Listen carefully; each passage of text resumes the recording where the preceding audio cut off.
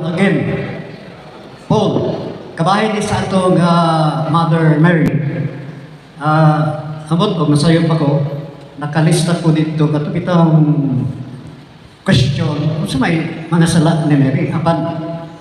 Pangutanan ako is, wala ba'y sala si Mary by inheritance? Kahit naman siya kinikanan.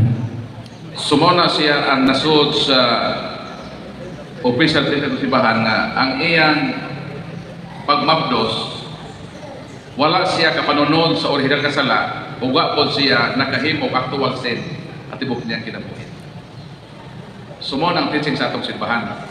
Kay nganong ipahigawas ko si Mama Mary kay ang manluluwas lagi muani sa kalibutan ang iyang dugo gamiton sa paghugas sa sala sa katawhan. Kung muagi siya kang Mama Mary contaminated sa sala, makontaminate si Kristo. Ang hugaw di na makahugas. Ang kaluwasan na kinahanglan dugo, Hebrew 9:22, without shedding of blood, there is no remission for sin. Karon ang pangutana, ngano moagi man gyud ang Ginoo sa mahal nga birhen? Kay ang manluluwas espiritu. Juan 4:24, God is spirit. And what is spirit? Luke 24:39, spirit does not have flesh, bones, and blood. Unang Korinto 15:50. Ang manluluwas walay unod, walay dugo. Ang kaluwasan na kinahanglan dugo. Unsaon man sa Dios pagluwas, kuha sa dugo. Unsa may tubagan na?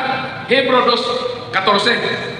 Si Jesus sama kanato nga mga tao, nakaambit siya sa unod og dugo sa iyang ginikanan. Mao nang diha kay siya mokuha dugo sa iyang inahan. Karon kun ang iyang inahan makaptan og sala, diha iyang source sa dugong gamiton sa paghugas sa mga sala.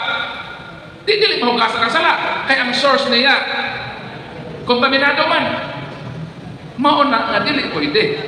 Nga si Mama Mary ang iyang kalag mabahiran sa bisan unsang gamay na tatsa sa sala. Mo nang tubag sa pangutana.